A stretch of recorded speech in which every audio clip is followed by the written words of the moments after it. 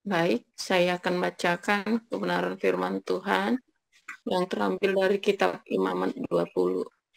Beginilah pembacaan kebenaran firman Tuhan.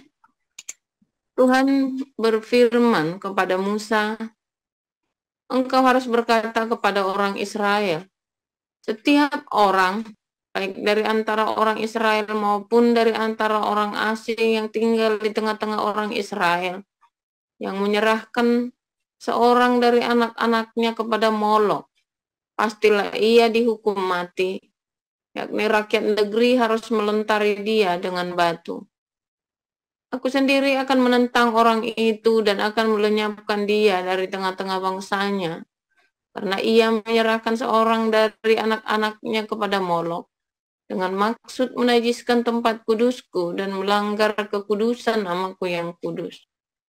Tetapi jikalau rakyat negeri menutup mata terhadap orang itu, ketika ia menyerahkan seorang dari anak-anaknya kepada Molok, dan tidak menghukum dia mati, maka aku sendiri akan menentang orang itu serta kaumnya dan akan melenyapkan dia dari tengah-tengah bangsanya, dan semua orang yang turut berzina mengikuti dia, yakni berzina dengan menyembah Molok. Orang yang berpaling kepada arwah atau kepada roh-roh peramal, yakni yang berzina dengan bertanya kepada mereka, aku sendiri akan menentang orang itu dan melenyapkan dia dari tengah-tengah bangsanya. Maka kamu harus menguduskan dirimu, dan kuduslah kamu, sebab akulah Tuhan Allahmu. Demikianlah kamu harus berpegang pada ketetapanku dan melakukannya. Akulah Tuhan yang menguduskan kamu. Apabila ada seseorang yang mengutuki ayahnya atau ibunya, pastilah ia dihukum mati. Ia telah mengutuki ayahnya atau ibunya, maka darahnya tertimpa kepadanya sendiri. Bila seorang laki-laki berzina dengan istri orang lain, yakni berzina dengan istri sesamanya manusia, pastilah keduanya dihukum mati, baik laki-laki maupun perempuan yang berzina itu. Bila seorang laki-laki tidur dengan seorang istri ayahnya, jadi ia melanggar hak ayahnya, pastilah keduanya dihukum mati, dan darah mereka tertimpa kepada mereka sendiri. Bila seorang laki-laki tidur dengan menantunya perempuan, pastilah keduanya dihukum mati. Mereka telah melakukan suatu perbuatan keji, maka darah mereka tertimpa kepada mereka sendiri. Bila seorang laki-laki tidur dengan laki-laki secara orang bersetubuh dengan perempuan, jadi keduanya melakukan suatu kekejian, pastilah mereka dihukum mati dan darah mereka tertimpa kepada mereka sendiri. Bila seorang laki-laki mengambil seorang perempuan dan ibunya, itu suatu perbuatan mesum. Ia dan kedua perempuan itu harus dibakar, supaya jangan ada perbuatan mesum di tengah-tengah kamu. Bila seorang laki-laki berkelamin dengan seekor binatang, pastilah ia dihukum mati, dan binatang itu pun harus kamu bunuh juga. Bila seorang perempuan menghampiri binatang apapun untuk berkelamin, haruslah kau bunuh perempuan dan binatang itu. Mereka pasti dihukum mati dan darah mereka tertimpa kepada mereka sendiri. Bila seorang laki-laki mengambil saudaranya perempuan, anak ayahnya atau anak ibunya, dan mereka bersetubuh, maka itu suatu perbuatan sumbang, dan mereka harus dilenyapkan di depan orang-orang sebangsanya. Orang itu telah menyingkapkan aurat saudaranya perempuan, maka ia harus menanggung kesalahannya sendiri. Bila seorang laki-laki tidur dengan seorang perempuan yang bercemar kain, jadi ia menyingkapkan aurat perempuan itu dan membuka tutup lelerannya, sedang perempuan itu pun membiarkan tutup leleran darahnya itu disingkapkan, keduanya harus dilenyapkan dari tengah-tengah bangsanya. Janganlah kau singkapkan aurat saudara perempuan ibumu atau saudara perempuan ayahmu, karena aurat seorang kerabatnya sendirilah yang dibuka, dan mereka harus menanggung kesalahannya sendiri. Bila seorang laki-laki tidur dengan istri saudara ayahnya, jadi ia melanggar hak saudara ayahnya, mereka mendatangkan dosa kepada dirinya, dan mereka akan mati dengan tidak beranak. Bila seorang laki-laki mengambil istri saudaranya, itu suatu kecemaran, karena ia melanggar hak saudaranya laki-laki, dan mereka akan tidak beranak. Demikianlah kamu harus berpegang pada segala ketetapanku dan segala peraturanku, serta melakukan semuanya itu, supaya jangan kamu dimuntahkan oleh negeri kemana aku membawa kamu untuk diam di sana. Janganlah kamu hidup menurut kebiasaan bangsa yang akan kuhalau dari depanmu, karena semuanya itu telah dilakukan mereka, sehingga aku muak melihat mereka. Tapi kepadamu aku telah berfirman, kamulah yang akan menduduki tanah mereka, dan akulah yang akan memberikannya kepadamu menjadi milikmu, suatu negeri yang berlimpah-limpah susu dan madunya. Akulah Tuhan, Allahmu, yang memisahkan kamu dari bangsa-bangsa lain. Kamu harus membedakan binatang yang tidak haram dari yang haram, dan burung-burung yang haram dari yang tidak haram, supaya kamu jangan membuat dirimu jijik oleh binatang berkaki empat, dan burung-burung, dan oleh segala yang merayap di muka bumi, yang telah aku pisahkan supaya kamu haramkan. Kuduslah kamu bagiku, sebab aku ini, Tuhan, kudus, dan aku telah memisahkan kamu dari bangsa-bangsa lain, supaya kamu menjadi milikku. Apabila seorang laki-laki atau perempuan dirasuk arwah atau roh beramal, pastilah mereka dihukum mati, yakni mereka harus dilontari dengan batu dan darah mereka tertimpa kepada mereka sendiri. Demikian.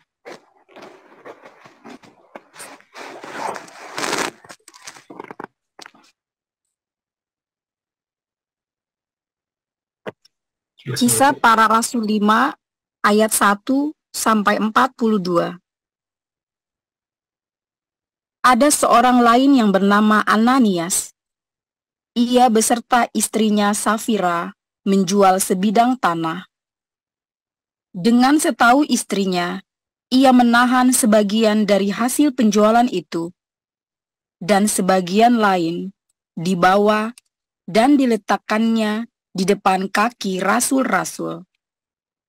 Tetapi Petrus berkata, Ananias, mengapa hatimu dikuasai iblis, sehingga engkau mendustai Roh Kudus dan menahan sebagian dari hasil penjualan tanah itu? Selama tanah itu tidak dijual, bukankah itu tetap kepunyaanmu? Dan setelah dijual, bukankah hasilnya itu tetap dalam kuasamu? Mengapa engkau merencanakan perbuatan itu dalam hatimu? Engkau bukan mendustai manusia, tetapi mendustai Allah. Ketika mendengar perkataan itu, rebahlah Ananias dan putuslah nyawanya. Maka sangatlah ketakutan semua orang yang mendengar hal itu. Lalu datanglah beberapa orang muda. Mereka mengapani mayat itu, mengusungnya keluar, dan pergi menguburnya. Kira-kira 3 jam kemudian, masuklah istri Ananias. Tetapi ia tidak tahu apa yang telah terjadi. Kata Petrus kepadanya, katakanlah kepadaku, dengan harga sekiankah tanah itu kamu jual? Jawab perempuan itu, betul sekian. Kata Petrus, mengapa kamu berdua bersepakat untuk mencobai Roh Tuhan? Lihatlah, orang-orang yang baru mengubur suamimu berdiri di depan pintu, dan mereka akan mengusung engkau juga keluar. Lalu, rebahlah perempuan itu seketika itu juga di depan kaki Petrus, dan putuslah nyawanya. Ketika orang-orang muda itu masuk, mereka mendapati dia sudah mati. Lalu mereka mengusungnya keluar dan menguburnya di samping suaminya. Maka sangat ketakutanlah seluruh jemaat dan semua orang yang mendengar hal itu. dan oleh rasul-rasul diadakan banyak tanda dan mukjizat di antara orang banyak. Semua orang percaya selalu berkumpul di serambi Salomo dalam persekutuan yang erat. Orang-orang lain tidak ada yang berani menggabungkan diri kepada mereka. Namun mereka sangat dihormati orang banyak. Dan makin lama, makin bertambahlah jumlah orang yang percaya kepada Tuhan, baik laki-laki maupun perempuan. Bahkan mereka membawa orang-orang sakit keluar ke jalan raya dan membaringkannya di atas balai-balai dan tilam, supaya apabila Petrus lewat, setidak-tidaknya bayangannya mengenai salah seorang dari mereka. Dan juga orang banyak dari kota-kota di sekitar Yerusalem datang berduyun-duyun serta membawa orang-orang yang sakit dan orang-orang yang diganggu roh jahat. Dan mereka semua disembuhkan. Akhirnya mulailah imam besar dan pengikut-pengikutnya, yaitu orang-orang dari mazhab Saduki, bertindak sebab mereka sangat iri hati. Mereka menangkap rasul-rasul itu, lalu memasukkan mereka ke dalam penjara kota. Tetapi waktu malam, seorang malaikat Tuhan membuka pintu-pintu penjara itu dan membawa mereka keluar. Katanya, "Pergilah, berdirilah di bait Allah, dan beritakanlah seluruh firman hidup itu kepada orang banyak." Mereka mentaati pesan itu, dan menjelang pagi, masuklah mereka ke dalam bait Allah, lalu mulai mengajar di situ. Sementara itu, imam besar dan pengikut-pengikutnya menyuruh mahkamah agama berkumpul, yaitu seluruh majelis tua-tua bangsa Israel. Dan mereka menyuruh mengambil rasul-rasul itu dari penjara. Tetapi ketika pejabat-pejabat datang ke penjara, mereka tidak menemukan rasul-rasul itu di situ. Lalu mereka kembali dan memberitahukan. Katanya, "Kami mendapati penjara terkunci dengan sangat rapinya, dan semua pengawal ada di tempatnya di muka pintu. Tetapi setelah kami membukanya, tidak seorang pun yang kami temukan di dalamnya." Ketika kepala pengawal bait Allah dan imam-imam kepala mendengar laporan itu, mereka cemas dan bertanya apa yang telah terjadi dengan rasul-rasul itu. Tetapi datanglah seorang mendapatkan mereka dengan kabar, "Lihat, orang-orang yang telah kamu masukkan ke dalam penjara ada di dalam bait Allah, dan mereka mengajar orang banyak." Maka pergilah kepala pengawal serta orang-orangnya ke bait Allah, lalu mengambil kedua rasul itu, tetapi tidak dengan kekerasan, karena mereka takut, kalau-kalau orang banyak melempari mereka. Mereka membawa keduanya dan menghadapkan mereka kepada mahkamah agama. Imam besar mulai menanyai mereka. Katanya, "Dengan keras kami melarang kamu mengajar dalam nama itu. Namun ternyata kamu telah memenuhi Yerusalem dengan ajaranmu, dan kamu hendak menanggungkan darah orang itu kepada kami." Tetapi Petrus dan rasul-rasul itu menjawab, katanya, "Kita harus lebih taat kepada Allah daripada kepada manusia. Allah nenek moyang kita telah membangkitkan Yesus yang kamu gantungkan pada kayu salib dan kamu bunuh. Dialah yang telah ditinggikan oleh Allah sendiri dengan tangan kanannya menjadi pemimpin dan juru selamat, supaya Israel dapat bertobat dan menerima pengampunan dosa. Dan kami adalah saksi dari segala sesuatu itu, kami dan Roh Kudus, yang dikaruniakan Allah kepada semua orang yang mentaati Dia.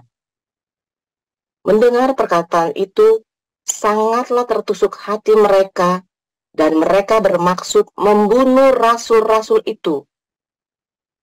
Tetapi seorang Farisi dalam mahkamah agama itu, yang bernama Gamaliel, seorang ahli Taurat yang sangat dihormati seluruh orang banyak, bangkit dan meminta supaya orang-orang itu disuruh keluar sebentar. Sesudah itu ia berkata kepada sidang, "Hai orang-orang Israel, pertimbangkanlah baik-baik apa yang hendak kamu perbuat terhadap orang-orang ini. Sebab dahulu telah muncul si Teudas yang mengaku dirinya seorang istimewa, dan ia mempunyai kira-kira 400 orang pengikut. Tetapi ia dibunuh dan cerai-berailah seluruh pengikutnya dan lenyap. Sesudah dia, pada waktu pendaftaran penduduk, muncullah si Yudas, seorang Galilea. Ia menyeret banyak orang dalam pemberontakannya, tetapi ia juga tewas dan cerai-berailah seluruh pengikutnya. Karena itu aku berkata kepadamu, janganlah bertindak terhadap orang-orang ini. Biarkanlah mereka, sebab jika maksud dan perbuatan mereka berasal dari manusia, tentu akan lenyap. Tetapi kalau berasal dari Allah, kamu tidak akan dapat melenyapkan orang-orang ini. Mungkin ternyata juga nanti bahwa kamu melawan Allah." Nasihat itu diterima. Mereka memanggil rasul-rasul itu, lalu menyesah mereka dan melarang mereka mengajar dalam nama Yesus. Sesudah itu mereka dilepaskan. Rasul-rasul itu meninggalkan sidang mahkamah agama dengan gembira, karena mereka telah dianggap layak menderita penghinaan oleh karena nama Yesus. Dan setiap hari mereka melanjutkan pengajaran mereka di bait Allah dan di rumah-rumah orang, dan memberitakan Injil tentang Yesus yang adalah Mesias. Demikianlah sabda Tuhan. Terima kasih para rektor, Ibu sama Ibu Rina dan Ibu Veronica. Selanjutnya kita akan mendengarkan renungan firman Tuhan dengan judul Komunitas yang Baik. Silakan Pastor. Komunitas yang baik, komunitas yang kudus. Maaf. Maaf. Emang ini komunitas sepeda gunung.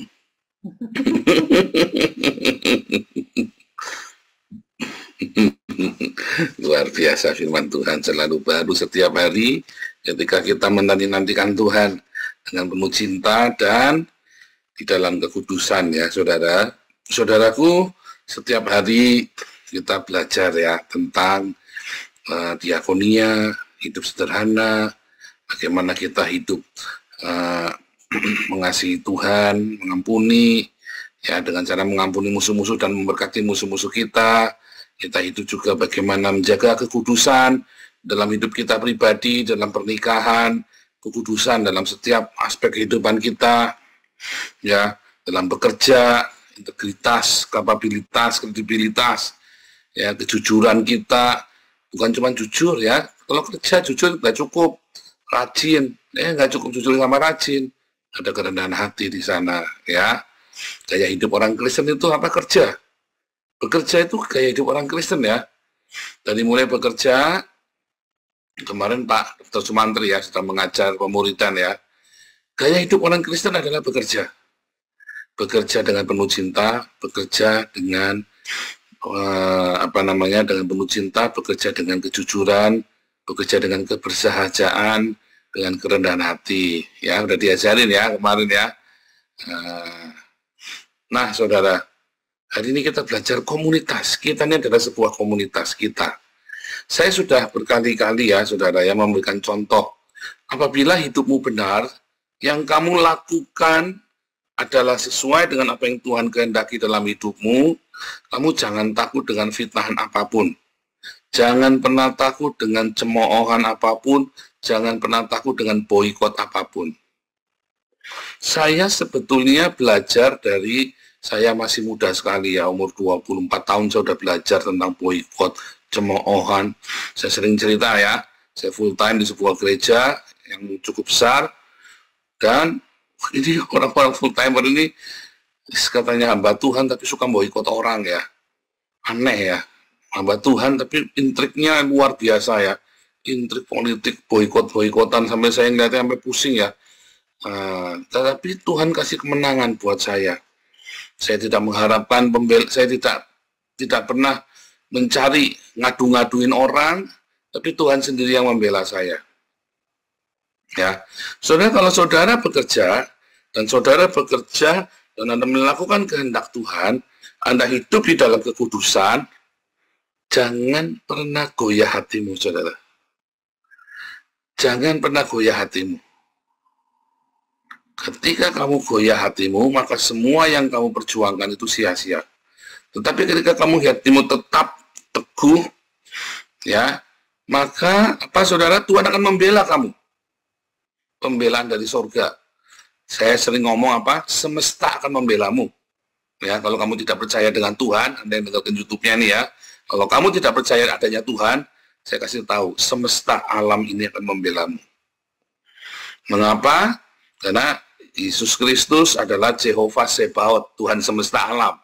Dan semesta itu akan membelamu. Itu adalah sebuah kebenaran universal. Kalau kamu hidup ya dengan kebenaran di dalam kekudusan, hidup di dalam ketulusan hati, kamu sudah benar tujuan hidupmu, kamu melakukan segala sesuatunya dengan jujur, dengan benar, ya, dengan penuh cinta, lalu ada orang mau ganggu kamu jangan pernah takut, jalan aja, saudara. Kalau kamu punya cinta yang sejati, maka yang di situ ada hikmat. Kalau kamu cintanya adalah pity, ya, bukan mercy, ya, maka kamu akan naif. Yesus akan maju dengan naif. Tapi kalau kamu punya cinta yang sejati, maka kamu akan maju dengan hikmat. Cinta yang sejati itu penuh hikmat. Cinta yang pity, ya, cinta yang pity itu bukan cinta ya, tetapi sebenarnya ada kesombongan, hawa nafsu yang dibungkus dengan kesombongan, lalu diperindah dengan bintang-bintang cinta. Kelihatannya cinta itu ya, tapi sebenarnya bukan cinta. Itulah pity. Makanya kamu sering nulung orang tapi dibentung, naif. Tapi saya cerita, kamu punya cinta yang sejati, kamu jangan takut. Dari mana Pak kita tahunya cinta yang sejati? Cinta yang sejati itu tidak gerusa-gerusu. Cinta yang sejati itu kamu akan punya hikmat di sana. Ada hikmat. Ya, bukan takut, bukannya kita kikir, tapi kita punya hikmat. Kita tahu persis firman Tuhan. Makanya hidupmu harus selalu dipenuhi dengan firman Tuhan, supaya kamu punya cinta yang benar. Banyak orang cintanya ternyata pity. Ya, udah diulang-ulang ya, nggak perlu saya ulangin lagi. Nah, saudara, orang-orang yang punya cinta ini, yang sejati ini, sudah punya integritas, kapabilitas, kredibilitas, dia punya cinta, ada kerendahan hati di sana, ada pengampunan di sana. Lalu dia berkumpul membentuk sebuah komunitas yang kudus, ya, dan punya satu tujuan, yaitu apa, saudara? Tujuan kita supaya dunia mengenal cinta yang kita miliki ini, yaitu cintanya Yesus. Lalu ada orang ganggu kita, jangan pernah takut, saudara. Itulah sebabnya saya nggak pernah takut ketika saya serahkan uang saya kepada para pengurus yayasan ini. Nggak pernah takut. Karena semua orang yang penuh cinta ini. Kenapa? Tuhan yang akan bekerja. Dan saya pun lurus.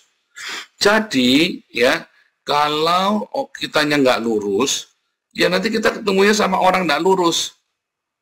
Kalau sayanya lempeng hatinya, maka saya akan ketemu dengan orang-orang seperti Ibu Mantu, Pak Stephen, Bu Lianti, dengan Pak Harto. Ya, ketemunya orang yang lurus, saudara. Maka orang yang nggak lurus hatinya, dia akan tersingkir sendiri. Serius, saudara ya. Sungguh-sungguh serius saya. Dan kalau dia mulai tersingkir, dia minggirnya baik-baik, ya baik. Tapi ada orang yang minggirnya nggak baik-baik, sial dia. Beneran, saudara, saya nggak bohong. Karena ini komunitas kita jaga dengan hati-hati, dengan hati yang tulus. Makanya saya nggak pernah takut. Ya, saya benar-benar nggak pernah takut. Orang sampai kaget ya. Sampai kaget semua. Nggak percaya saya bisa melakukan ketegasan-ketegasan. Ya.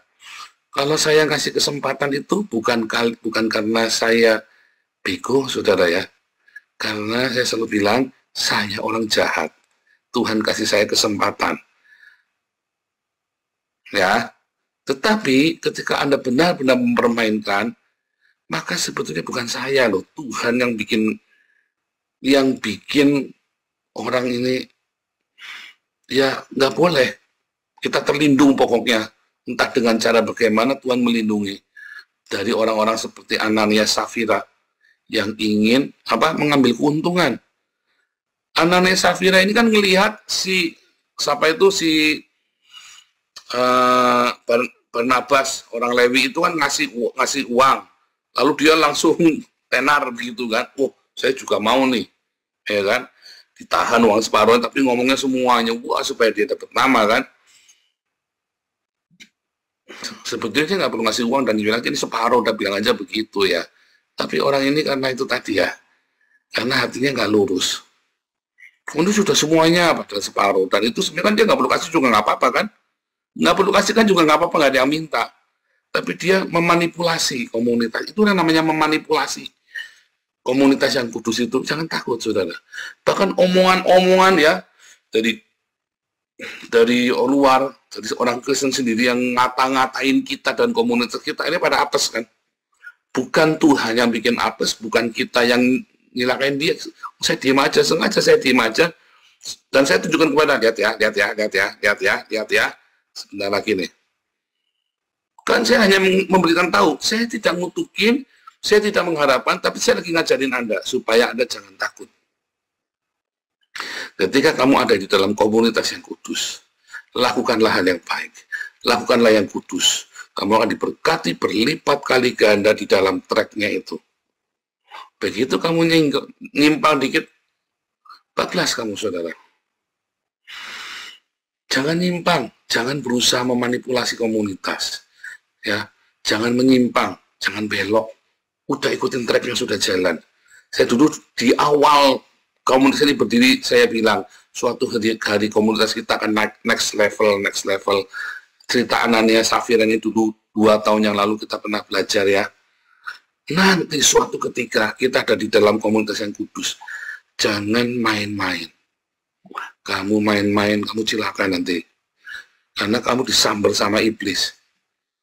Ya kan, disambar sama iblis. Kamu main-main di tengah-tengah komunitas yang kudus, maka iblis menampi kita dengan keras sekali.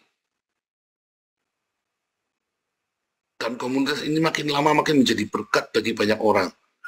Maka kita akan ditampi dengan keras sekali oleh iblis. Siapa saja yang tidak hidup kudus, yang kamu masih mau main-main, kamu akan ditampi sama iblis, kamu akan glosor, saudara. Jangan pernah ganggu. Jangan, kalau kamu nggak sanggup, bilang terus terang. Kalau kamu ada salah, bilang terus terang. Minta ampun. Tuhan Maha Pengampun, saudara. Supaya kamu jangan ditampi sama iblis. Ya, Anda sudah saksinya, sudah saya tunjukkan di depan mata Anda. Orang-orang yang mencaci maki komunitas ini, semua akhirnya ditampi iblis, malah sial. Mau pendeta hebat sekalipun, habis saudara. Iya kan? Yang menghina komunitas ini kan, pendeta hebat sekalipun, yang terkenal sekalipun, habis saudara, jangan main-main. Saya dari awal sudah bilang, ya dari awal sudah saya ingatkan, suatu ketika kita akan next level. Hati-hati. Ya, tetapi itu adalah kabar sukacita buat kita. Jadi kamu kalau yang niat hidupnya benar, jangan pernah takut. Tuhan ada bersamamu, Tuhan akan membela kamu.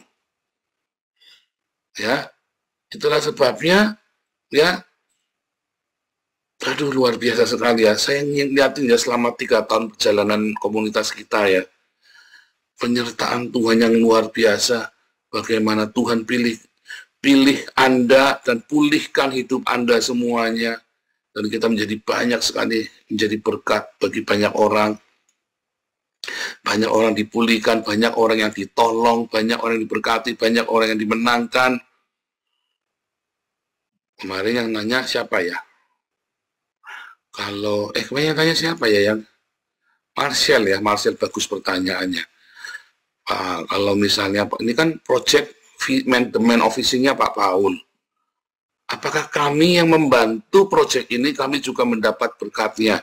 Iya, upahnya saya adalah upahku juga, saudara. Saya dapat mahkota yang sama juga menjadi milikmu. Itulah ajaibnya ya. Itulah ajaibnya. Pekerjaan Tuhan. Semua orang mendapat bagiannya. Ya kan? Bahkan yang Anda yang baru bergabung, mendapat bagian yang sama. Ingat, ada orang yang kerja dari pagi, ada orang kerja di siang, ada orang baru kerja dari 1 jam. Sama, saudara, dapat 1 dinar. Ya kan? Dapat yang sama, upahnya sama. Anda yang baru bergabung, kalau kamu tulus hati, Anda yang sudah lama, kamu tulus hati, upah kita sama, saudara. Bukan saya upahnya lebih besar dari Anda, bukan. Saya ngerjain apa, Anda bersama-sama dengan saya, upahnya kita sama. Ya kan? Jadi jangan ada yang iri sama saya, karena upahmu sama. Anda banyak mendapat sekali berkat yang luar biasa dari surga kan? Anda yang hidupnya sungguh-sungguh. Pak, kalau saya ini lagi dihancurkan sama Tuhan, nah karena kamu dalam komunitas ini, kalau kamu yakin hatimu bagus, hatimu benar, kamu jangan khawatir. Penghancuran itu hanya untuk memurnikan di bulan depan atau tahun depan paling lama hidupmu akan bagus. Kalau hidupmu masih susah, kan hatimu belum lurus. Dan kamu nggak mau jujur sama dirimu sendiri. Tapi kalau hatimu lurus, hatimu jujur, kamu selesai. Cepat, saudara. Nggak nyampe 2 tahun. Kalau kamu lurus, kamu jujur, jalanin. Yang kamu lihat itu, yang medeni-medeni itu hanya ilusi. Ya. Jangan takut. Yang penting hatimu yang lurus, yang jujur ketika melayani. Jangan Rasulullah, jangan ngomel-ngomel, kok Pak Paul yang dapat namanya. Ya, itu urusan saya dengan Tuhan. Ya. Kesannya kan saya pamer-pamer kan, ada yang nuduh saya, katanya saya mendapat kemuliaan. Kalian yang kerja, kalian yang pasang badan buat saya, katanya. Lalu saya dapat nama. Saudara, jangan takut, saudara. Itu urusan saya dengan Tuhan, upahnya saya dengan Tuhan. Ya kan? Yang saya lakukan, ya, ketika saya misuh sekalipun, saudara, bahkan ketika saya misuh sekalipun, saya kalau pagi ya, saya kasih tahu saudara ya, tiap malam, tiap pagi Tuhan, tolong aku Tuhan. Semua pewahyuan itu, saya ngomong setiap kata yang saya ngomongkan itu, saya gumuli benar-benar di dalam Tuhan, saudara. Mau saya bilang ini, wah, ini saya pamer-pamerin. Nah, kemarin sudah saya kasih bocoran sedikit. Itu adalah salah satu trik marketing, ya. Itu adalah salah satu trik marketing, sehingga orang Islam atau siapapun yang nanya sama saya, kamu buahnya apa? Kita sudah tunjukkan buahnya kita. Komunitas kita ini berbuah. Dan upah saya dengan upah Anda yang kerja sama, saudara. Anda yang cuman membaca doa, tetapi Anda lakukan dengan segenap hatimu, dengan Bu Cinta yang Bapak Belur sebegitu rupa, upahmu sama, saudara. Upahmu sama. Yang membedakan hanya ketulusan hatimu, kesungguhan hatimu. Nah, serius, saudara. Bu Cinta yang dapat nama, Bu Cinta yang dikenal sana-sini, sana-sini, sana-sini. Ya kan? Termasuk saya. Upahnya Bu Cinta dengan upahnya saya sama, saudara. Upahnya Pak Utomo, upahnya Pak HW, sama kita, saudara. Upahnya kita adalah korporat. Komunitas adalah upahnya korporat. Ya. Nah, upahmu nanti ditambah dengan keluargamu, dengan anak-anakmu. Ketika kamu bisa melayani mereka, itulah upahmu lagi, tambahan lagi. Tapi di dalam komunitas ini upah kita sama, saudara. Poin kita, kredit kita sama. Ya, nah, justru saya dengan Bu Cinta, potensi kehilangan upah ketika kami terus sombong atau Bu Cinta merasa tanpa aku tidak bisa, malah kita bisa kehilangan upah kita, saudara. Karena kita lebih banyak tampil, kan? Nah, saudara nanggap ya. Ingat, ini adalah komunitas yang kudus. Jangan takut, jalan terus. Individu-individu yang hidup dalam kudus akan diberkati. Tidak ada orang miskin di tengah kita, semua akan diberkati. Bahkan yang sakit semuanya disembuhkan.